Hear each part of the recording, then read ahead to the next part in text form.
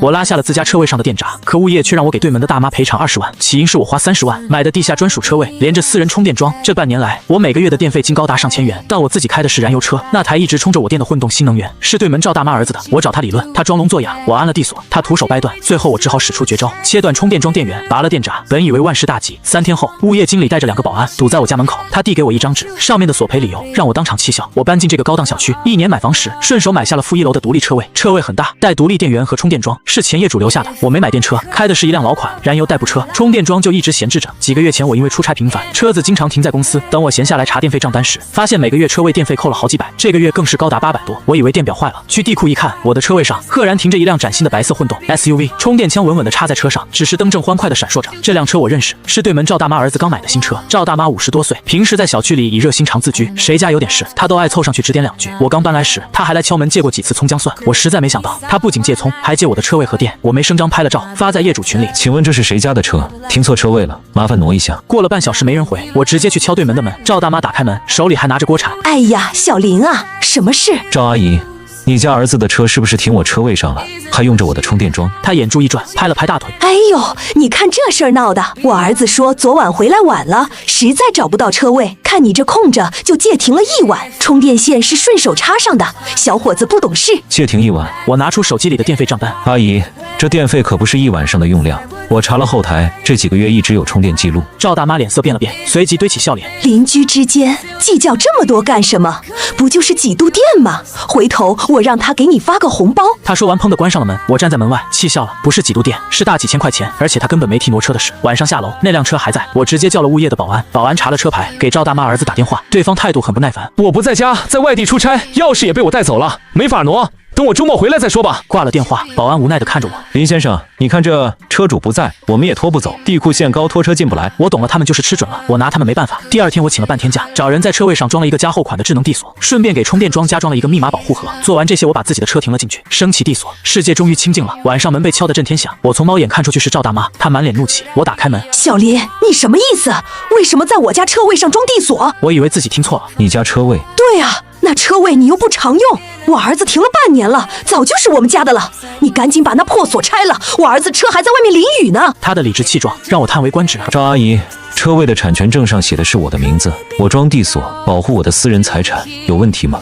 另外，把这半年的电费结一下，一共4200块。我把账单打印件递过去，他一把打掉。什么电费？你那充电桩放着也是落灰，我儿子帮你用用怎么了？现在的年轻人真是一点爱心都没有。他骂骂咧咧的走了，我没理他，关门睡觉，以为这件事到此为止。我还是低估了他的底线。第3天早上，我下地库准备开车上班，走到车位前，我愣住了。加厚钢板的智能地锁被人硬生生用蛮力砸弯了，所幸整个报废。我的车位上又停上了那辆白色的混动 SUV， 充电桩的密码盒也被撬开了，充电枪插在车上，我感到一股怒火直冲头顶。这不是占便宜，这是寻衅滋事。我直接报了警，警察来了，调了地库的监控，画面很清晰。凌晨2点，赵大妈拿着一把大铁锤在我的地锁上砸了足足10分钟，然后他儿子开着车心安理得的停了进去，插上充电枪，面对警察，赵大妈开始撒泼打滚。警察同志啊，你们要为我做主啊！这个女的欺负我们孤儿寡母，占着茅坑不拉屎，我砸个破铁疙瘩怎么了？警察很公正，定性为故意损毁他人财物，要求赵大妈赔偿地锁和密码盒的费用，并且立刻挪车。在警察的警告下，他儿子不情不愿地把车开走了，并转给我800块钱赔偿金。警察走后，赵大妈在楼道里指桑骂槐地骂了半个小时，我没搭理她，重新换了一个更高级的抗压地锁。为了以防万一，我还在车位正上方的管道上安装了一个微型高清摄像头，直连我的手机。接下来的几天，地锁完好无损，但我手机每天都会收到监控的报警提示，点开一看，每天半夜，赵大妈都会像幽灵一样出现在我的车位旁。她不砸锁了，他开始往我的车位上倒垃圾，有时候是吃剩的厨余，有时候是其他的垃圾，甚至有一次他牵着他家那条没拴绳的泰迪，直接在我的地锁上拉屎，真是恶心至极。找物业，物业说这是道德问题，他们只能劝说找他对质，他死不承认，说监控拍到的不是他，是别人长得像。我每天早上都要忍着恶心清理车位，忍无可忍。我不是一个喜欢纠缠的人，既然你喜欢停，喜欢充，那就让你充个够。周末我找了专业的电工师傅，我没有去修那个密码盒，我让电工顺着线路在电表箱那里加装了一个远程遥控断电开关，只要我在手机上按一下，这个充电桩就会彻底断电。同时我把地锁放倒，开着我的车出去自驾游了3天。走之前我把车位空了出来，充电枪也整整齐齐地挂在上面，像一个张开双臂的陷阱。果然我刚上高速，手机监控就传来了画面，那辆白色的混动 SUV 迫不及待地滑进了我的车位。赵大妈的儿子下车熟练地插上充电枪，赵大妈站在旁边笑得合不拢嘴，还在我的车位柱子上吐了口痰，跟老娘斗嫩了点。我听着监控里传来的声音，嘴角勾起冷笑。我没有立刻断电，我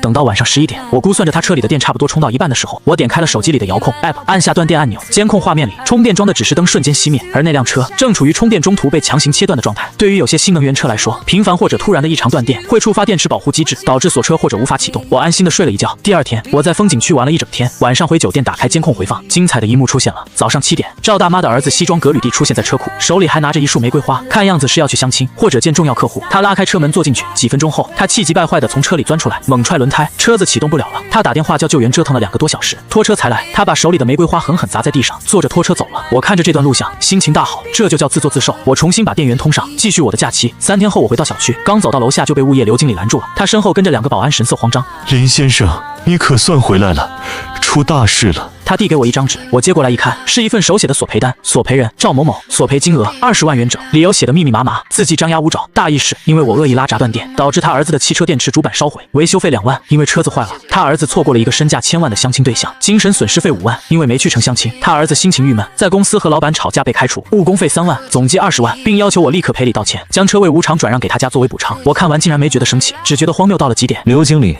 这是什么新型敲诈勒索吗？我把纸弹了弹，刘经理擦着汗。林先生，赵大妈现在就在物业大厅躺着呢。她说你要是不赔钱，她就死在物业。我们也是没办法。你看这，她死在物业，你应该报警，找我干什么？可是她说是你拉的电闸啊，林先生，这事你确实做的有点过了。虽然是你的店，但你突然拉闸，把人家车弄坏了，这也有责任啊。刘经理显然是想和稀泥，牺牲我的利益平息他的麻烦。我的私人电表，我想开就开，想关就关。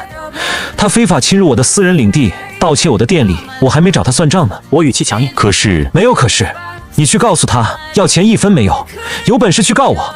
另外，我马上就报警，告他儿子盗窃电力。我转身就走，刘经理在后面喊：林先生，下午3点我们在居委会搞个调解，你一定得来啊。街道办的人也在。我没理他，直接上楼。到家后，我整理了所有的证据，这半年的电费流水，每次充当的时间点，监控录像里他们砸锁、倒垃圾、充电的视频，以及报警记录的复印件。下午3点，我准时出现在居委会调解室，还没进门，就听到赵大妈杀猪般的嚎叫：我可怜的儿子啊，快30了，连个媳妇都没娶上，就被那个恶毒的人毁了一辈子啊！我推开门，屋里坐着街道办的工作人员、物业刘经理，还有几个看热闹的业主。赵大妈坐在地上拍着大腿哭，她儿子坐在一旁，阴沉着脸盯着手机。看到我进来，赵大妈像弹簧一样蹦了起来，指着我的鼻子骂：你陪我儿子的媳妇，陪我儿子的工作！我侧身避开她的手指，在桌子对面坐下。街道办的调解员是个大姐，敲了敲桌子：都坐下，好好说话。小林，赵阿姨说你故意弄坏了她儿子的车，导致了严重后果，这事儿你怎么说？我看着调解员大姐，把手里的包放在桌上：弄坏他车，导致严重后果。我冷笑一声：证据呢？坐在对面的赵大妈一听，立刻从地上爬起来，指着我的鼻子大喊：还要什么证据？我儿子早上去开车，车都发动不了了，不是你拉电闸还能是什么？你这个人心思太歹毒了！赵大妈的儿子赵鹏此时不慌不忙地从公文包里抽出一张纸，拍在桌子上，那是一张盖着红章的汽车维修报价单。林先生，这是4S店给出的检测报告和定损单。赵鹏推了推鼻梁上的眼镜，装出一副讲理的斯文模样。因为你在车辆充电过程中恶意切断电源，导致我车内电池管理系统主板瞬间短路烧毁，维修费加上人工费刚好2万1000块。他顿了顿，眼神变得阴狠。至于我因为车坏了错过相亲，以及因为心情不好和老板起冲突被开除，这些精神损失和误工费，我算你8万，一点都不多。你要是不给，我们只能法庭上见。到时候你不仅要赔钱，还得承担诉讼费。调解室里的几个邻居开始窃窃私语：2万多的维修费啊，这拉个电闸后果这么严重。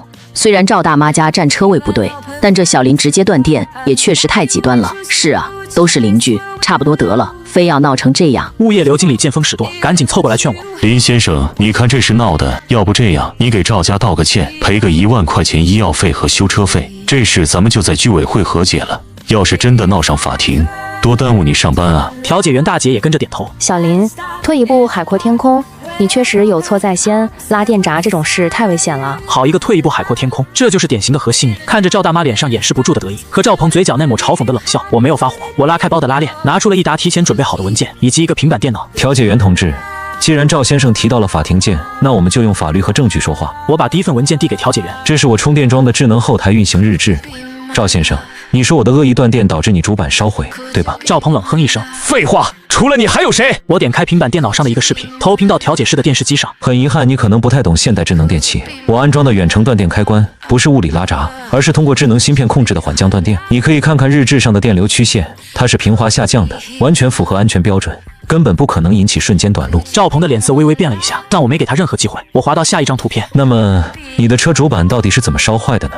这就得多亏了赵阿姨平时的好习惯了。电视机上的画面变了，那是我车位正上方的高清监控拍下的画面，时间显示是断电。那一天的凌晨3点，赵大妈像往常一样，拎着一袋滴滴答答的厨余垃圾，偷偷摸摸地走到我的车位旁。为了不被别人看见，她用力把那袋垃圾塞进了赵鹏那辆车的底盘下面。画面加速到了凌晨4点半，几只硕大的老鼠闻着味儿从地库的下水道钻了出来，它们在垃圾袋里大快朵颐后，似乎觉得不够，顺着车轮爬进了车底。其中一只老鼠在底盘的线束附近疯狂啃咬。赵先生，你的车之所以主板烧毁，不是因为断电，是因为你母亲塞在车底的垃圾引来了老鼠，老鼠咬断了你的高压线束，导致了系统短路。我把一张放大后的高清截图拍在桌子上。你需要我把这段视频发给 4S 店的售后，让他们重新给你定损吗？调解室里瞬间安静的落针可闻，邻居们倒吸了一口凉气，看向赵大妈的眼神立刻变了，充满了嫌弃和震惊。赵大妈的脸涨得通红，支支吾吾的说不出话来。这不可能，这视频是你造假的！她突然尖叫起来。是不是造假？警察的技术科一查就知道。我语气冰冷，赵鹏额头上渗出了冷汗，但他还在强撑。就算车是老鼠咬坏的，那因为你暗地所换密码，导致我没按时充上电，错过相亲和被开除的事怎么算？他这是准备胡搅蛮缠到底了。我忍不住笑了出声。赵鹏，你真的觉得你不去相亲和被开除是因为车坏了吗？我拿出第2份文件，这是一份警方的传唤通知书复印件。昨天下午2点，你还在公司上班的时候，2名警察去了你的公司。这是因为我报了案，警方锁定了你和你母亲故意损毁我价值1500元的高级地锁。警察去你的公司是当着你老板和你所有同事的面，将你作为治安案件嫌疑人带走调查的。我盯着他的眼睛，看着他眼里的嚣张一点点碎裂。你的老板觉得你人品败坏，甚至有寻衅滋事的犯罪嫌疑，为了公司形象，当场决定在试用期内将你辞退。至于你的相亲对象，我嘲讽地摇摇头，人家介绍人知道你被警察从公司带走，连夜把你拉黑了。你有什么资格来找我要精神损失费？哗的一声，全场哗然。调解员大姐眉头紧锁，眼神严厉地看向赵鹏。物业刘经理更是尴尬地推到了墙边，恨不得找个地缝钻进去。赵大妈还在地上坐着，但这会儿是真的傻眼了。她看了看我，又看了看身边的儿子。鹏啊，他说的是真的，你工作没了，是因为警察去公司抓你。赵鹏猛地站起来，恼羞成怒地指着我：“你竟然敢报警去我公司，我杀了你！”他做事就要冲过来掀桌子，站在门外的2个保安立刻冲进来，一把将他按住。干什么？这里是居委会。还想打人吗？调解员大姐一拍桌子，厉声喝道。赵鹏被按在椅子上，大口大口地喘着粗气，死死盯着我。好你个林峰，行，我不找你要赔偿了。这件事就算我们倒霉，妈，我们走。他挣扎着站起来，拉起赵大妈就要往外走。想跑？哪有这么便宜的事？站住！我冷冷地开口。你还想干什么？赵鹏回头怒吼。我说了，说完你们的。现在轮到我的了。我慢条斯理地拿出最后一份文件，那是一份详细的账单，旁边还附带了一张律师函。你们停我的车位，砸我的地锁，这些我都可以算作邻里纠纷，但是你们偷偷使用我的私人充电桩，时间长达半年。我把账单推到调解员面前，每一笔电费记录，每一次充电的监控视频，我都保存得清清楚楚，合计电费4200元。我看向脸色惨白的赵鹏，你们这不是占便宜，你们这是盗窃。盗窃2个字一出，赵大妈腿一软，直接瘫坐在了地上。不就是用了你几度电吗？怎么就成偷了？你这是要逼死我们孤儿寡母啊！他开始干嚎，但这次没有半点嚣张，全是恐惧。赵鹏也彻底慌了。他虽然是个无赖，但毕竟读过书，知道留下案底的严重性。林先生，他突然变了脸，换上一副哀求的表情。这都是误会，电费我赔，我马上转给你。4200是吧？我给你5000。不，我给你1万，求你别立案！他手忙脚乱地掏出手机，想要扫我的收款码。看着他这副前倨后恭的丑态，我心里没有半点波澜。完了，我收起桌上的文件。警察昨天已经正式立案，这是刑事公诉案件，不是你赔钱就能撤销的。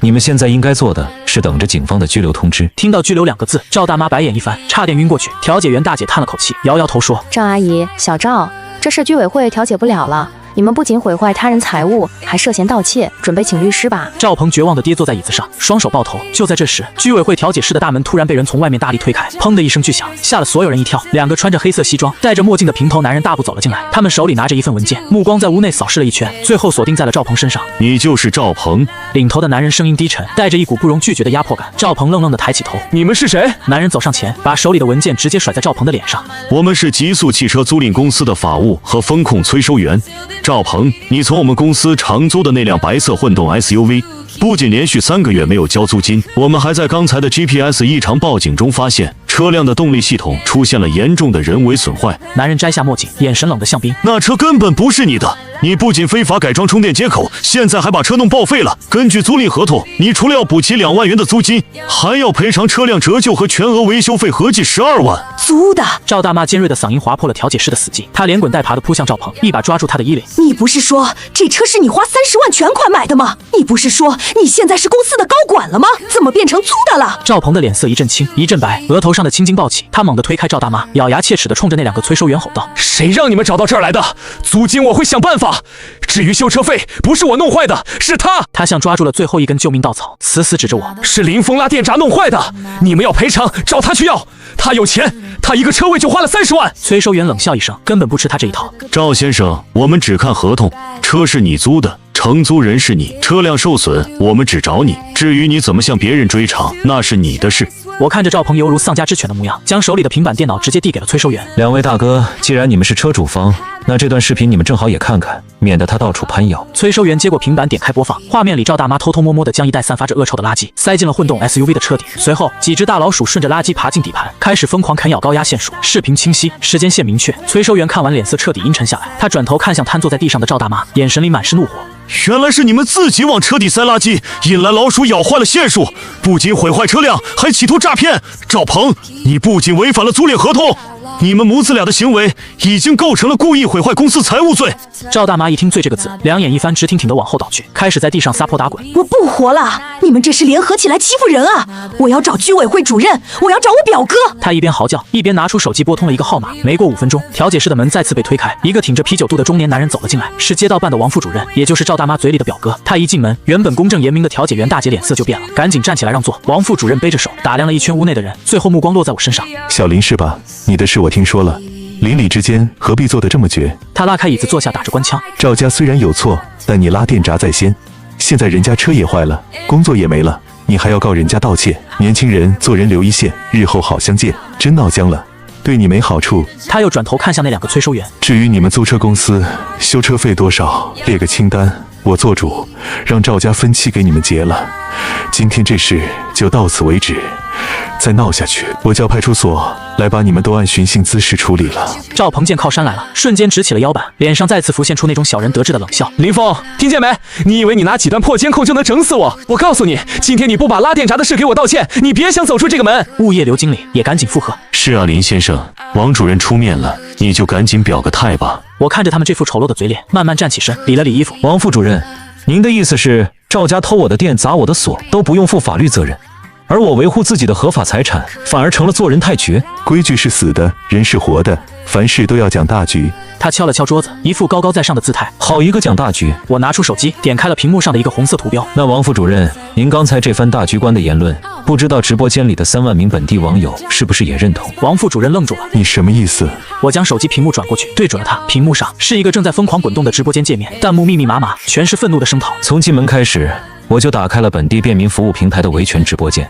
刚刚您如何以权谋私、包庇亲属、威胁受害人的全过程，一字不落地都播出去了。我看着王副主任的脸从红变白，再从白变青，整个人像泄了气的皮球一样抖了起来。你马上给我关掉！你这是侵犯隐私！他猛地站起来就要抢我的手机，站在旁边的催收员大哥一把拦住了他。王主任是吧？好大的官威啊！正好我们公司法务部刚才也接通了你们区纪委的举报电话，您的光辉事迹，纪委同志也听得清清楚楚。话音刚落，门外传来了急促的警笛声，几名穿着制服的警察大步走进了调解室，带队的警官出示了证件。谁是赵鹏和赵桂花？赵大妈吓得连滚带爬的躲到王副主任身后。表哥，救我！王副主任现在泥菩萨过江，自身难保，满头大汗的往旁边躲闪，连看都不敢看警察一眼。我们接到报案，你们涉嫌盗窃他人电力资源，数额达到刑事立案标准，同时涉嫌故意损毁公司财物，现在依法对你们进行传唤，请跟我们走一趟。2副冰冷的手铐直接铐在了赵大妈和赵鹏的手腕上，赵鹏彻底崩溃了，双腿一软跪在地上。林峰，我错了，我真的错了，你放过我吧，我把钱都赔给你。我冷眼看着他，我说过晚了，留着这些话去跟法官说吧。1个月后，案件有了最终判决。赵大妈一夜之间白了头，再也没了往日嚣张的气焰。她卖掉了小区的房子用来还债，带着行李灰溜溜的搬回了老家。我的车位终于清静了，新换的家后地锁安安静静的躺在那里，充电桩的密码盒换成了最新款的指纹识别。物业刘经理因为和稀泥和管理失职被总公司开除，新来的物业经理对我客客气气，一切似乎都步入了正轨。我终于可以安心地下地库，开着我的车去上班。血债血偿4个大字在昏暗的地下车库里散发着浓烈的油漆味，仿佛一张血盆大口想要将我吞噬。我坐在车里没敢立刻开门下车，心跳在胸腔里剧烈的跳动着。但我强迫自己深呼吸，冷静下来。我锁好车门，拿出手机，点开监控后台，时间轴拨回半个小时前，也就是凌晨1点左右。屏幕上原本清晰的监控画面突然变成了一片雪花，紧接着画面定格，直到5分钟前才恢复正常。这不是简单的设备故障，对方使用了小型的无线信号干扰器，精准的屏蔽了我这台摄像头的 Y 减 F 频段。不仅作案手法老练，而且对我的作息时间、车位的监控死角了如指掌。我没有犹豫，直接拨打了报警电话，随后通知了新上任的物业张经理。警察和张经理很快就赶到了现场，2名警官拍照取证后，眉头紧锁。林先生，尤其是市面上最普通的自喷漆，对方戴了手套，没有留下指纹。警官查看着现场，监控被干扰了，调取车库主干道的录像，这个时间段也没有发现可疑人员进出，对方应该是故意避开了所有公共探头。张经理在旁边擦着冷汗，连连道歉。林先生，这绝对是我们安保工作的疏忽。明天我就让人把墙刷白，并且在您车位附近增加保安巡逻。不用刷白。我冷冷地打断他。我看着墙上那4个大字，眼神逐渐冰冷。留着他，我要让这个人知道，装神弄鬼吓不倒我。接下来的几天气氛变得有些诡异，虽然墙上的字还在，但那个人似乎消失了。直到第4天的早晨，我准备开车去上班时，在我的引擎盖上发现了一只死老鼠。这一次监控依然在案发时间段准时断网，小区里的风言风语又起来了。哎呦，小林这是得罪狠人了吧？我看啊，就是之前把赵家母子逼得太紧了。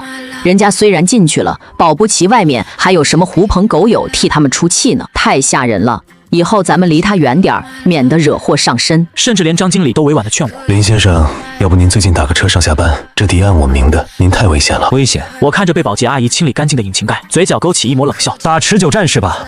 我倒要看看谁先露出狐狸尾巴。周末我特意拉着行李箱，在小区电梯里大声和闺蜜打电话，说我要去外地出差3天。走到地库时，我故意在车位前停留了很久，检查了一下那个明面上的监控摄像头，然后拖着行李箱走出了小区。我当然没有出差，我悄悄绕回了小区对面的一家快捷酒店，开了一间正对着小区大门的房间。这几天我并没有闲着，明面上的摄像头既然容易被 Y 减 F 干扰器屏蔽，那我就不用 Y 减 F。我花重金在车内后视镜后方隐蔽安装了一台采用4G 独立物联网卡的双摄行车记录仪，24小时不间断录像并直传云端。不仅如此，我还买了一个经常用于野外动物观测的微型红外触发相机，这种相机不发光不联网，完全靠红外线感应活体生物，内置大容量电池和 SD 卡。昨天半夜，我踩着梯子把这个微型相机藏在了车位正上方那根粗壮的消防管道与天花板的缝隙里，镜头直指我的车位。夜幕降临，我在酒店房间里紧紧盯着手机屏幕上的4G 监控画面。凌晨2点，手机突然震动了一下，是车内的记录仪传来了震动警报。我立刻点开实时画面，微弱的灯光下，一个穿着黑色连帽卫衣、戴着黑色口罩的男人正鬼鬼祟祟地站在我的车头前，他手里拿着一个黑色的方块盒子，果然是信号干扰器。确认明面上的监控红灯熄灭后，他从怀里掏出了一把锋利的破窗锤，对准了我的挡风玻璃。就是现在，我毫不犹豫地按下手机上的一个智能开关，那是我提前在车库电源箱里改装好的高音警报器。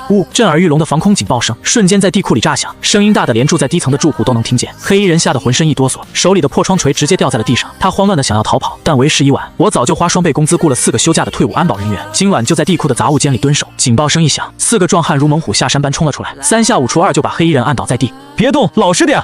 我拿着手机悠然地走出酒店，拨通了报警电话，然后慢条斯理地走向地库。等我到达调解室的时候，警察已经对黑衣人进行了初步搜身。当他脸上的黑色口罩被扯下来时，调解室里响起了一片倒吸凉气的声音。不是赵鹏的朋友，也不是王副主任的残党，竟然是前物业经理刘经理，那个曾经在调解室里试图和稀泥，后来因为管理失职被总公司开除的中年男人。此刻他被手铐在椅子上，原本梳得一丝不苟的头发凌乱不堪，双眼通红地瞪着我，仿佛要吃人。刘经理，怎么是你？张经理在旁边看傻了眼。呸！刘经理狠狠地往地上啐了一口。林峰，都是因为你，我才落到今天这个地步。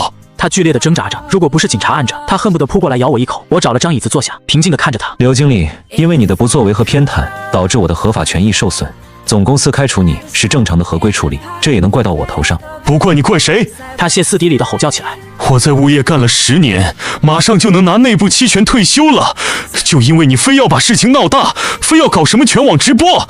不仅那个姓王的被抓了，我们整个物业公司都被查了底朝天。刘经理的眼神里满是怨毒。我被开除了，退休金减半，我老婆嫌我丢人，跟我离了婚，我失去了一切，凭什么你还能开着好车，舒舒服服的过日子？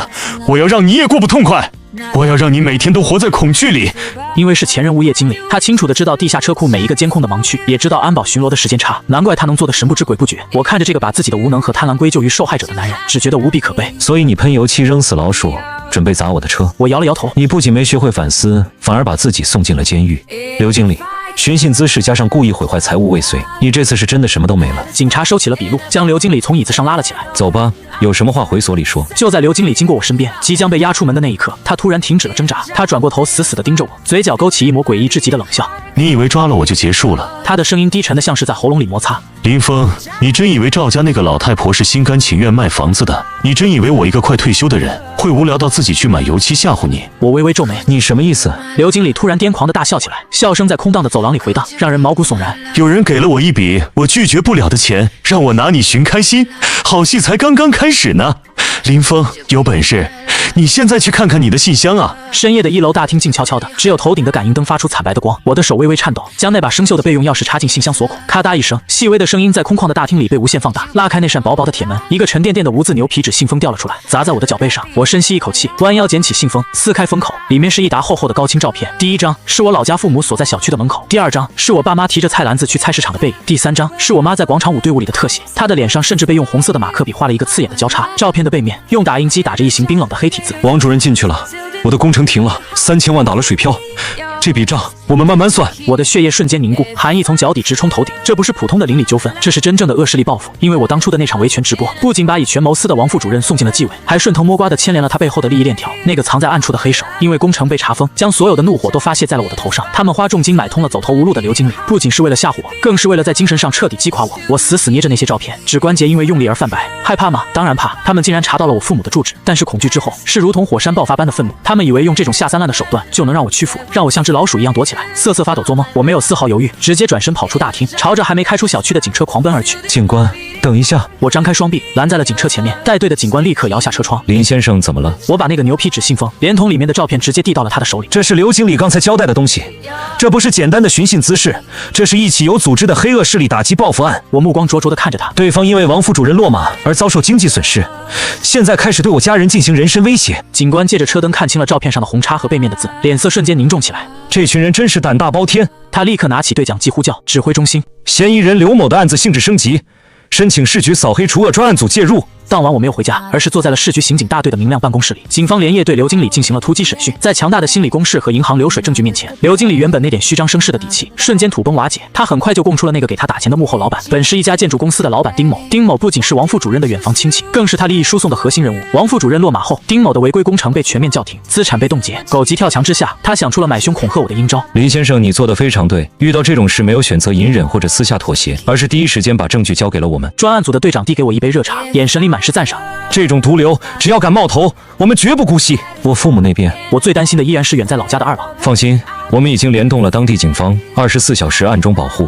丁某的爪牙一个也跑不掉。接下来的半个月，本市的晚间新闻犹如一场扫黑风暴的连续剧。随着丁某的落网，警方顺藤摸瓜，捣毁了一个盘踞在建筑行业的涉黑团伙。那个曾经在照片背后留言威胁我的丁老板，穿着标志性的黄马甲，在镜头前低下了他那不可一世的头颅。刘经理因为充当黑恶势力的帮凶，涉嫌敲诈勒索和寻衅滋事，面临着至少5年以上的有期徒刑。他的下半辈子将在铁窗里为自己的贪婪和愚蠢赎罪。至于赵大妈一家，由于他们最初的盗窃行为是整个事件的导火索，甚至被网友做成了普法栏目的经典反面教材，永远地钉在了互联网的耻辱柱上。一场由霸占车位引发的闹剧，最终以斩断一条黑色利益链而彻底画上了句号。半年后，又是一个阳光明媚的早晨，我穿着干练的职业装，拿着一杯冰美式，悠然地走下地库。我的专属车位上干干净净，一尘不染，头顶的高清摄像头闪烁着代表安全的工作指示灯。新来的物业经理远远地看到我，热情地打着招呼：“林先生，早啊！车位的充电桩使用还顺畅吗？”我笑着朝他点了点头：“很顺畅。”谢谢。我拉开车门，坐进驾驶室，启动了车子，看着后视镜里那个眼神坚定的自己，我嘴角微微上扬。善良从来不是懦弱的代名词，忍让也换不来恶人的良心发现。在这个世界上，面对那些试图侵犯你领地、践踏你底线的人，最好的武器永远是清醒的头脑和法律的利刃。而我已经学会了如何完美的握住它。车子平稳地驶出地库，冲向了充满希望的光明大道。1年0、6个月后，深秋的午后阳光正好，我坐在新买的大平层阳台上，一边喝着手冲咖啡，一边翻看着最新的项目企划书。自从那次事件后，我的事业仿佛开了挂，不仅拿下了几个大客户，还顺利升任了部门总监。于是我干脆把原来那套小房子连同那个极具故事性的车位一起卖掉，换到了现在这个安保级别更高的高档社区。桌上的手机突然震动了一下，是以前那个老小区的吃瓜业主群弹出了一条消息，热心肠的张大姐发了一条同城的视频链接，并在群里疯狂甩所有人：“快看快看，这不是当年那个偷电砸锁的赵大妈和她儿子吗？我的天，他们现在怎么混成这副鬼样子了？”我挑了挑眉，点开了那条视频。视频的背景是一个18线小县城的破旧农贸市场，画面里一个头发花白、佝偻着背的老太婆正为了抢几个废纸箱和另一个拾荒老人撕扯在一起。她身上的衣服油腻不堪，原本嚣张跋扈的脸上爬满了深深的皱纹，透着一股子穷酸和凄苦。那是赵大妈。没过一会儿，一个胡子拉碴、身材发福的男人骑着一辆破旧的2手电动车冲进画面，是刚刚刑满释放的赵鹏。妈，你别在这丢人现眼了，行不行？赵鹏粗暴地扯开赵大妈，将那些破纸箱一脚踢飞。赵大妈一听，瞬间坐在地上拍着大腿嚎啕大哭起来。那套撒泼打滚的连招依然熟练，只是再也没有了当初在调解室里的底气。我丢人！你个没良心的白眼狼！要不是为了供你上大学，为了给你在大城市买房付首付，我能落到今天这个地步吗？你那个有案底的破征信，连个保安都没人要你！我不捡破烂，咱们娘俩喝西北风啊！视频的发布者是个同城的路人，配文写得非常戏谑。昔日大城市高管回乡啃老，母子街头上演狗咬狗。底下的评论区早就被当地知情人士扒了的底朝天。这男的我认识，听说以前在城里租豪车装大款，结果带老娘偷人家地下车库的店被抓了。可不是嘛，坐了1年半的牢刚出来，他妈妈更奇葩，为了赔钱把城里房子卖了，灰溜溜跑回老家，因为有缓刑记录，亲戚都躲着他们走。上周这男的去咱们县东头的电子厂应聘流水线，人家一查他有盗窃和故意损毁财物的刑事案底，当场就给轰出来了，这辈子算是废了。看着屏幕里互相推搡、破口大骂的母子俩，我的内心出奇的平静，没有大仇得报的狂喜，只有一种看着跳梁小丑落幕的荒诞感。1年半前，赵鹏还穿着剪裁得体的西装，开着租来的30万混动 SUV， 居高临下地指着我的鼻子，幻想着他那所谓的人上人生活。赵大妈还在四处炫耀，他儿子是公司高管，理直气壮地霸占着别人的私有财产。他们以为靠着撒泼耍赖和裙带关系就能在这个世界上横着走，可惜命运所有的馈赠都在暗中标好了价格，而命运所有的惩罚也同样是他们亲手种下的恶果。那个曾经给他们撑腰的王副主任，现在还在监狱里踩缝纫机；那个被买通来吓唬我的刘经理，刑期比赵鹏长得多，估计等他出来，连智能手机都不会用了。至于丁老板那个涉黑团伙，更是被连根拔起，成了法制频道的年度典型案例。活该，真是大快人心。群里的张大姐还在发着语音感叹，就是这就叫恶有恶报。林先生当年算是为民除害了。其他邻居也纷纷附和。我笑了笑，没有在群里回复。我关掉手机屏幕，将它倒扣在桌面上。窗外的微风吹过，带来了一丝桂花的香气。赵家的黄粱梦已经彻底碎成了渣，而我的人生还有大把的美好时光等待着去探索。我端起那杯香气四溢的咖啡，轻轻抿了一口，味道刚刚好。在这个安保严密的新社区住了大半年，我那点因为车位留下的创伤后遗症，终于快被彻底治愈了。直到那个周五的傍晚，我加完班，开着车驶入负2层的 VIP 独立车库，刚转过弯，我就微微皱起了眉头。我的专属车位旁边停着一辆崭新的黑色迈巴赫。好消息是，它没有像当年的赵鹏那样嚣张的霸占我的位置。坏消息是，他的右侧车轮结结实实的压在了我们2个车位中间的白线上，导致我即使把车停进去，驾驶座的车门也很难完全打开。我的大脑瞬间开启了战斗模式，手机拍照、录像、保留证据，一套动作行云流水。我刚准备拨打物业专属管家的电话，身后突然传来一阵急促的脚步声。非常抱歉，林先生对吧？一个低沉且充满歉意的男声在空旷的车库里响起。我转过身，看到一个穿着深灰色高定西装、身形挺拔的男人大步走来。他看起来30出头，金丝眼睛下的双眼透着温和与睿智。我是旁边车位的新业主苏婉晴。他停在安全距离外，微微欠身。我的司机今天第1天上班，不太熟悉这里的尺寸，压线了，给您造成了困扰，实在抱歉。说着，他立刻拿出手机拨通了司机的电话。小陈，马上下来负2层把车挪正。我看着他这套干脆利落的动作，准备好的满肚子维权说辞，瞬间被卡在了嗓子眼里。习惯了面对赵大妈的撒泼打滚，刘经理的和稀泥，突然遇到一个这么讲道理、守规矩的人，我竟然有些不适应。没关系，挪好就行。我收起手机，语气也缓和了下来。不到2分钟，司机一路小跑下来，迅速将迈巴赫重新停得规规矩矩，甚至还下车用卷尺量了一下左右的距离，确认完美居中。苏婉晴走到后备箱，拿出一个包装精美的礼盒递给我，一点心意，算是压线的赔礼，也是庆祝成为邻居的见面礼。他笑得十分得体。听说林先生是做策划的，正好我刚把公司总部搬到本市，以后可能还有业务上的请教。我低头看了一眼那个印着某顶级法式甜品 logo 的礼盒，又看了看他递过来的名片，苏婉晴，星月资本亚太区执行总裁。巧了，这正是我下周一要在提案会上死磕的那个传说中极度挑剔的顶级资方大佬。我大方地接过礼盒和名片，从包里抽出自己的名片递了过去。苏总客气了，既然是邻居，又是未来的潜在合作伙伴，那我就收下了。我看着他的眼睛，嘴角勾起一抹自信的微笑。不过我这个人有个习惯，不仅停车喜欢界限分明，做项目也喜欢把丑话说在前面，规矩立在明处。苏总如果不介意的话，下周一的提案会，我会让您看到我们团队真正的实力。苏婉晴的眼中闪过一丝赞赏。求之不得。她微微一笑，声音低沉悦耳。林先生，我很期待。电梯门缓缓关上，我看着光可见人的轿厢壁上映出的自己，深吸了一口带着甜品香气的空气。曾经我为了捍卫自己的边界，不得不亮出獠牙，与泥潭里的恶犬搏斗。但现在我明白了，当你跨过那片泥潭，站得足够高时，你遇到的都会是懂得尊重和体面的人。生活从来不会亏待一个永远清醒、永远有底线的人，哪怕只是一个车位，也能停靠出一段闪闪发光的新故事。